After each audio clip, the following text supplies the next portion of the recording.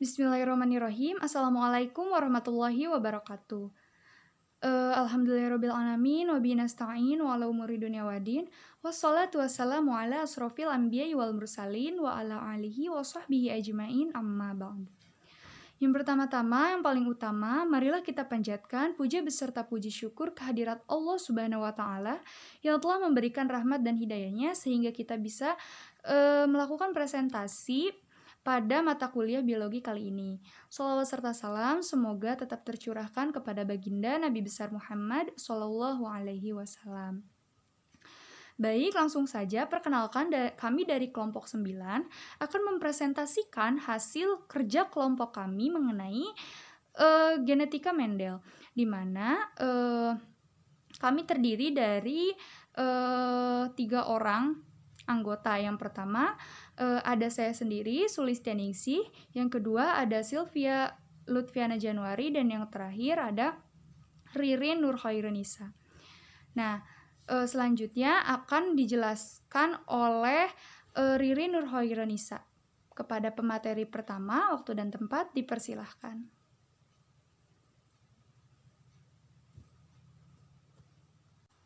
Pengertian genetika Mendel. Genetika dari bahasa Belanda genetika, adaptasi dari bahasa Inggris genetics, dibentuk dari kata bahasa Yunani yaitu geno yang berarti melahirkan. Genetika merupakan cabang biologi yang mempelajari pewarisan sifat pada organisme maupun suborganisme seperti virus dan prion. Secara singkat dapat juga dikatakan bahwa genetika merupakan ilmu tentang gen dan segala aspeknya.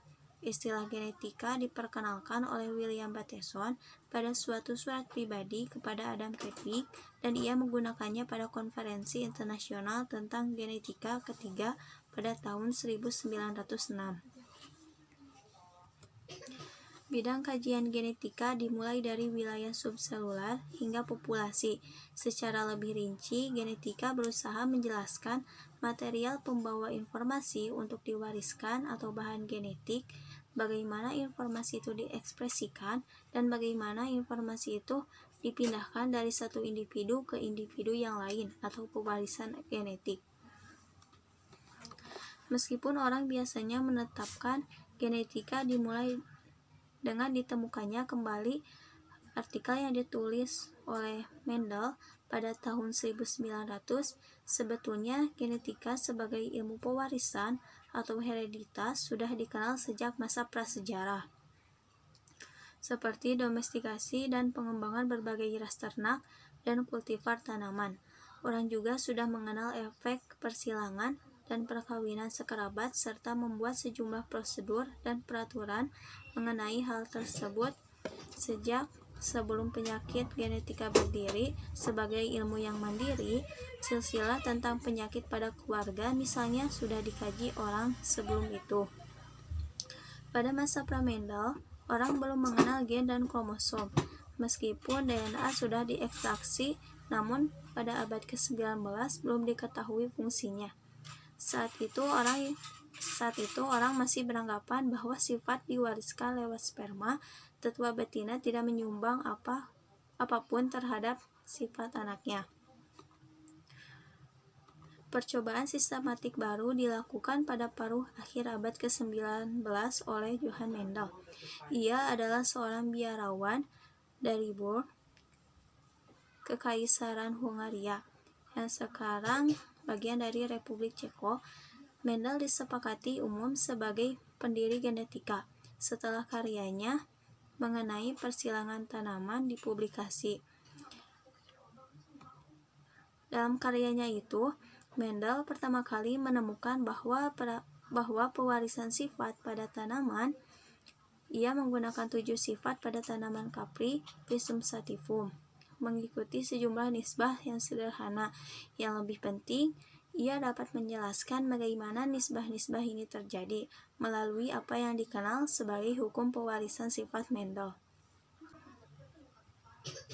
Selanjutnya ada hukum Mendel 1.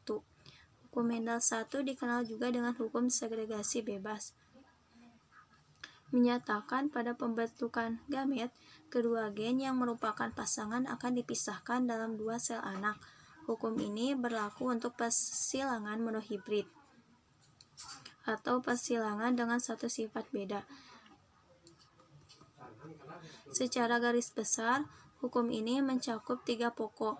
Yang pertama, gen memiliki bentuk-bentuk alternatif yang mengatur variasi pada karakter turunannya.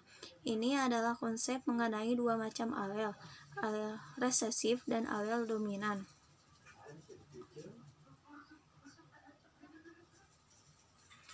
Alel resesif tidak selalu nampak dari luar, dinyatakan dengan huruf kecil, dan alel dominan nampak dari luar, dinyatakan dengan huruf besar. Yang kedua, setiap individu membawa sepasang gen, satu dari tetua jantan dan satu dari tetua betina. Yang ketiga, jika sepasang gen ini merupakan 2 alel yang berbeda, alel dominan akan selalu terekspresikan atau nampak secara visual dari luar. Alel resesif tidak selalu terekspresikan, tetap akan diwariskan pada gamet yang dibentuk pada turunannya.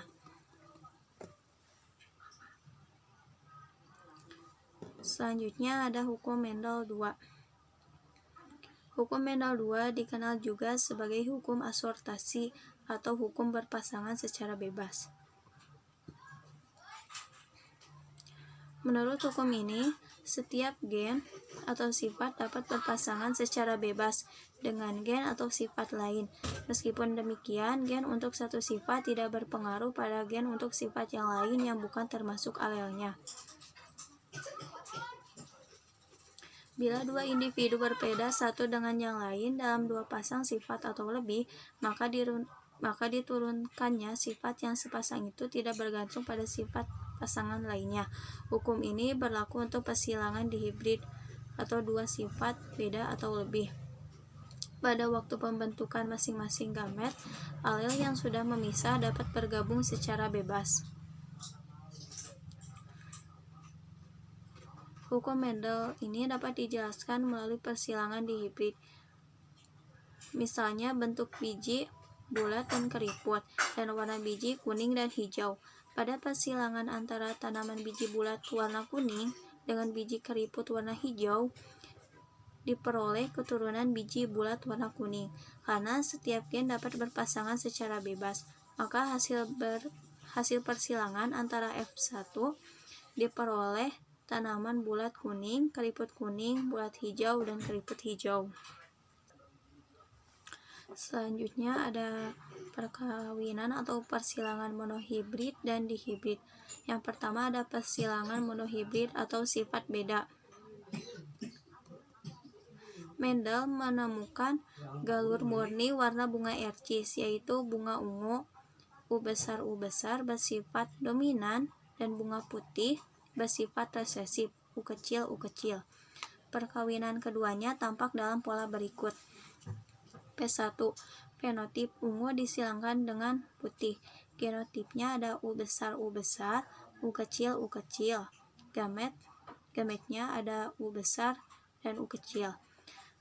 Kemudian perkawinan sesama tanaman berbunga ungu menghasilkan P2. Fenotip ungu disilangkan dengan ungu. Genotip U besar, U kecil. Gametnya ada U besar, U kecil. Sehingga F2-nya ada U besar, U kecil, U kecil atau bunga ungu, U kecil atau bunga putih, atau 75% mendapatkan bunga ungu dan 25% bunga putih. Untuk perbandingannya yaitu antara ungu dan putih yaitu 3:1. Perkawinan dihibrid 2 sifat berbeda. Mendel menemukan bahwa biji tanaman ercis bulat B besar dominan terhadap biji keriput, yaitu B kecil. Biji kuning K besar dominan terhadap biji hijau K kecil. Perkawinan galur murni kedua alel tersebut tampak pada pola berikut. Perkawinan 1, fenotipenya bulat kuning dan keriput hijau. Genotipenya BK besar dan BK kecil. Gamet BK besar dan BK kecil. F1-nya yaitu B kecil, K besar, K kecil atau 100% bulat kuning. Perkawinan sesama tanaman berbiji bulat menghasilkan P2 fenotipe bulat kuning dan bulat kuning. Genotipenya B besar B kecil, K besar K kecil, B besar B kecil dan K besar K kecil.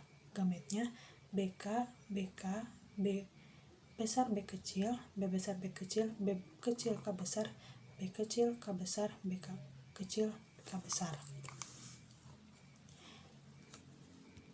F2 dapat dihitung dengan metode papan catur seperti tabel berikut ini. Perbandingan fenotipenya bulat kuning banding hijau banding bulat keriput kuning banding keriput hijau sama dengan 9 banding 3 banding 3 banding 1. Selanjutnya yaitu teori pewarisan sifat. Pewarisan sifat atau yang dikenal dengan hereditas merupakan suatu pewarisan sifat dari induk kepada keturunannya. Ilmu yang mempelajari tentang pewarisan sifat disebut dengan genetika. Pewarisan sifat itu dapat ditentukan oleh kromosom dan gen.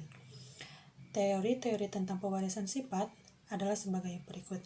Yang pertama ada teori embrio, yang kedua ada teori preformasi, yang ketiga ada teori epigenesis embriologi, keempat ada teori plasma nutfah, kelima teori pengenesis, dan terakhir keenam ada teori telegani. Selanjutnya percobaan Mendel. Yang pertama persilangan dua individu dengan satu sifat berbeda. Yang kedua persilangan monohibrid dominan penuh. Persilangan dua individu dengan satu sifat beda menurunkan sifat dominan apabila sifat keturunannya sama dengan salah satu sifat induknya. Sebagai contohnya berikut, yaitu tanaman kacang ercis berbatang tinggi disilangkan dengan kacang ercis berbatang pendek. F1 semuanya berbatang tinggi, kemudian F1 dibiarkan melakukan penyeburkan sendiri. Hasil yang diperoleh yaitu F2 yang berbatang tinggi dan berbatang pendek dengan perbandingan 3:1. Sebagaimana persilangan ini dapat dilihat dalam bagan berikut ini. Parental 1 atau P1, kacang ercis dan kacang ercis, batang tinggi dan batang pendek. Genotipenya T besar dan T kecil. Fenotipenya tinggi pendek. Gametnya T dan T besar, T dan T kecil. Filial atau F1 T besar T kecil, fenotipe banding batang tinggi. Parental 2 atau P2, kacang ercis dan kacang ercis, batang tinggi. Genotipenya T besar T kecil, T besar T kecil, gametnya T besar dan T kecil dan T besar dan T kecil. Kemungkinan kombinasi pada F2 adalah sebagai berikut. Gametnya T besar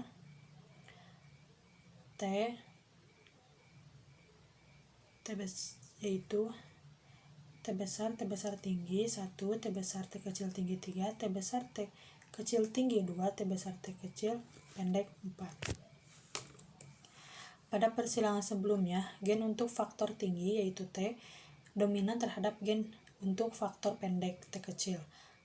Maka individu bergenotipe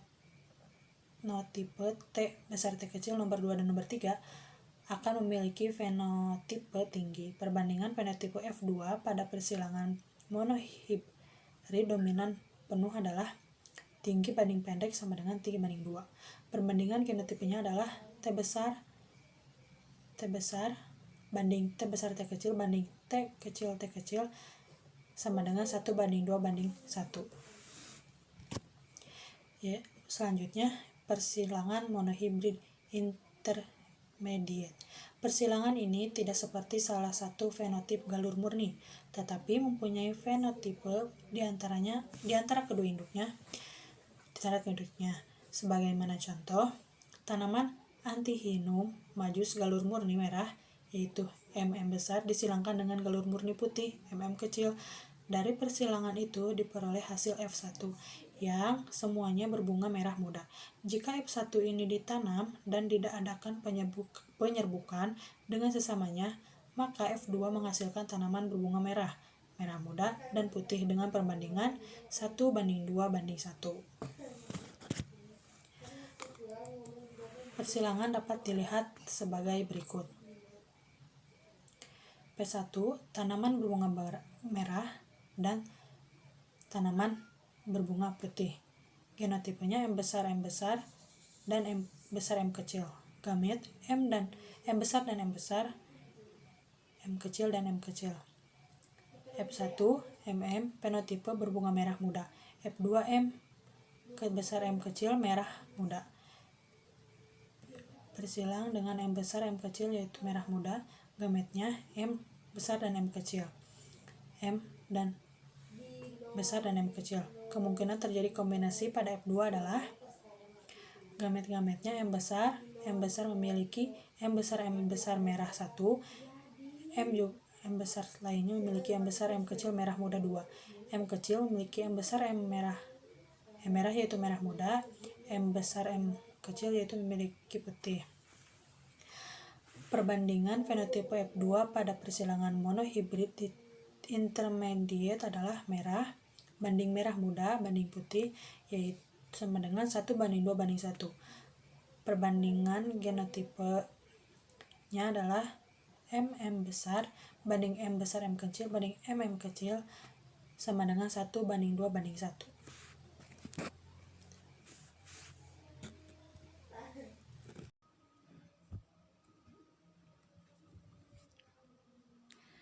Nah, selanjutnya di sini saya akan menjelaskan mengenai penyimpangan hukum Mendel. Jadi, di mana pola perbandingan yang dihasilkan pada perkawinan tersebut pada kenyataannya tidak selalu tepat, tetapi dapat dihitung dengan pola yang sama. Nah, penyimpangan ini disebut penyimpangan semu hukum Mendel, di mana beberapa penyimpangan yang terjadi di antaranya, pertama, ada sifat intermediate, di mana tidak ada alel yang dominan dan resesif. Jadi, jika pasangan alelnya heterozigot, muncul sifat antara intermediate, sehingga pola perbandingannya berubah menjadi 1:2:1. Yang kedua, ada gen letal, di mana gen yang terjadi dalam keadaan homozigot, resesif maupun dominan mengakibatkan kematian, sehingga pola perbandingannya menjadi 2:1. Selanjutnya ada interaksi gen, di mana pada pembastaran dihibrid terjadi interaksi antar alel, sehingga dihasilkan sifat baru, tetapi tidak menghasilkan perubahan pola perbandingan. Contoh, jengger ayam diatur oleh gen P besar atau PA yang dominan terhadap single atau P kecil, dan R besar atau ROS yang dominan terhadap single R kecil. Nah, apabila P besar bertemu dengan R besar, maka akan menghasilkan sifat baru Walnut. Nah, pola perbandingan Walnut P besar R besar ini perbandingan Walnut P besar R besar dengan PA P besar R kecil berbanding ROS P kecil R besar berbanding single P kecil R kecil adalah 9:3:1. Selanjutnya, ada polimeri, di mana satu sifat yang diatur oleh 2 atau lebih pasangan alel. Contoh, warna biji gandum merah kita simbolkan sebagai M besar. Nah, bersifat dominan terhadap putih atau M kecil. Pada perkawinan dihibrid, warna gandum diatur oleh 2 alel, yaitu M besar 1, M kecil 1, dan M besar 2, M kecil 2. Nah, apabila terdapat gen M besar, maka akan dihasilkan warna merah. Apabila gen M besar tidak sama sekali, akan dihasilkan warna putih. Sifat ini akan menghasilkan perbandingan merah putih dengan perbandingan 15:1. Selanjutnya, ada kriptomeri, di mana sifat yang diatur oleh dua pasangan alel atau dihibrid yang sifatnya dominannya itu seolah-olah bersembunyi jika berdiri sendiri. Pengaruhnya baru muncul apabila bersama dengan gen dominan lainnya. Contoh, warna bunga linaria memiliki perbandingan fenotip ungu berbanding merah berbanding putih, dengan perbandingan 9 berbanding 3 berbanding 4. Selanjutnya ada epistatis dan hipostatis, di mana sifat yang diatur oleh dua pasangan alel atau dihibrid, gen yang satu menutup gen yang lain. Gen yang menutup disebut epistatis, sedangkan gen yang ditutupi disebut dengan hipostatis. Contoh, warna kulit biji gandum akan menghasilkan pola perbandingan fenotip yaitu hitam berbanding coklat berbanding putih dengan perbandingan 12 berbanding 3 berbanding 1. Selanjutnya ada tautan. Nah, peristiwa di mana gen-gen yang terletak pada kromosom yang sama tidak dapat memisahkan diri secara bebas gitu pada saat pembelahan atau pembentukan gamet. Contoh pada lalat buah, gen B besar itu lalat kelabu dan gen V besar itu sayap panjang. Mengalami tautan dan gen B kecil lalat hitam yang juga mengalami tautan dengan gen V kecil sayap pendek. Sehingga lalat dengan genotip B besar B kecil P besar V kecil hanya mungkin menghasilkan gamet dengan sitar B besar V besar dan B kecil P kecil. Dan yang terakhir ada pindah silang, di mana pindah silang ini peristiwa bertukarnya bagian kromosom satu dengan kromosom lain yang homolog. Jadi para peneliti genetik manusia itu menghadapi kendala dalam pengembangannya karena tidak mungkin melakukan eksperimen pada manusia. Ada beberapa cacat atau penyakit yang terjadi pada manusia dan bersifat menurun. Ciri-ciri gangguan ini adalah tidak menular dan tidak dapat disembuhkan. Upaya pencegahan yang dapat dilakukan dengan menerapkan eugenetik atau perbaikan genetik melalui pencegahan perkawinan yang memungkinkan menghasilkan keturunan cacat dan eutenika dengan memperbaiki kondisi sosial lingkungan.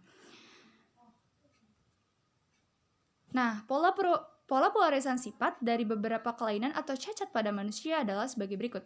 Yang pertama ada autosom dominan. Contohnya itu ada polidaktili atau kelebihan jari, sindaktili jari yang berlekatan, terus brakidaktili itu jari yang pendek, talasemia yang eritrositnya kecil dan kebotakan. Yang kedua ada autosom resesif. Contohnya itu ada albino, imbisil, skizofrenia, sickle-cell-anemia, dan penyakit Tay-Sachs. Selanjutnya ada gonosom terpaut kromosom X. Contohnya ada buta warna, hemofilia, anodontia atau ompong, dan amolar atau tidak bergeraham. Dan yang terakhir ada gonosom yang terpaut pada kromosom Y. Contohnya itu adalah kuping berambut. Nah, selanjutnya ada pengertian kromosom, di mana kromosom merupakan pembawaan bahan genetik yang terdapat dalam inti sel setiap makhluk hidup. Nah, kromosom berbentuk batang panjang atau pendek dan lurus atau bengkok. Kromosom tersusun atas molekul DNA yang membawa keterangan genetik. Oleh karena itu, kromosom mempunyai arti penting dalam genetika. Nah, nama kromosom ini diberikan oleh Waldeyer pada tahun 1888, sedangkan Morgan dalam tahun 1933 menemukan fungsi kromosom dalam pemindahan materi-materi genetik. Nah, DNA sendiri itu merupakan persenyawaan kimia pembawa materi genetik. Nah, selanjutnya ada bagian-bagian dan bentuk kromosom, di mana sudah terlihat jelas tertera sesuai dengan nomor yang tercantum. Nomor pertama itu ada kromatid, yang kedua ada sentromer, yang ketiga ada lengan pendek, dan yang terakhir ada lengan panjang. Ini bagian-bagian jelas dari bentuk kromosom. Jadi, tadi kromatid itu sendiri merupakan salah satu dari dua lengan hasil replikasi kromosom, di mana kromatid masih melekat satu sama lain pada bagian sentromer. Istilah lain untuk kromatid adalah kromonema. Nah, selanjutnya ada kromomer. Kromomer adalah penebalan-penebalan pada kromonema, di mana kromomer ini merupakan struktur berbentuk manik-manik yang merupakan akumulasi dari materi kromatin yang terkadang terlihat saat interfase. Selanjutnya ada sentromer. Sentromer adalah daerah konstriksi atau lekukan primer di antara pertengahan kromosom. Nah, pada bagian sentromer terdapat kinektor. Kinektor adalah bagian kromosom yang merupakan tempat perlekatan benang spindel selama pembelahan inti dan merupakan tempat melekatnya kromosom. Selanjutnya ada telomer. Telomer merupakan istilah yang menunjukkan daerah terujung pada kromosom. Nah, telomer ini berfungsi untuk menjaga stabilitas bagian terujung kromosom agar DNA di daerah tersebut tidak terurai. Karena pentingnya telomer, sel yang telomer kromosomnya mengalami kerusakan, umumnya akan segera mati. Selanjutnya, berdasarkan letak sentromernya, kromosom dibedakan menjadi 4. Ada telosentrik, akrosentrik, submetasentrik, dan metasentrik. Nah, untuk telosentrik itu sendiri merupakan sentromer yang terletak di ujung kromosom, sehingga kromosom hanya memiliki sebuah lengan dan bentuk seperti huruf L. Nah, kromosom manusia tidak ada yang berbentuk telosentrik. Yang kedua ada akrosentrik, di mana sentromer terletak di dekat ujung kromosom, satu lengan kromosom yang panjang, sedangkan satu lengan yang lainnya sangat pendek. Yang ketiga ada submetasentrik. Nah, jadi yang submetasentrik ini merupakan sentromer yang terletak di bagian submedian atau ke arah salah satu ujung kromosom dan membagi lengan kromosom menjadi 2 lengan yang tidak sama panjang. Satu lengan panjang dan satu lengan pendek, seperti huruf L besar. Nah, yang terakhir ada metasentrik. Nah, metasentrik ini terletak di tengah membagi lengan kromosom menjadi 2 lengan yang hampir sama panjang seperti huruf V. Seperti itu. Nah,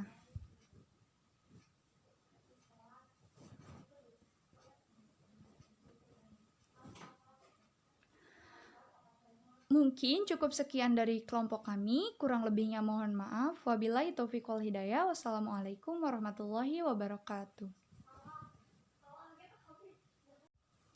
Cukup sekian dari kami, kurang lebihnya mohon maaf. Wabillahi taufiq wal hidayah. Wassalamualaikum warahmatullahi wabarakatuh.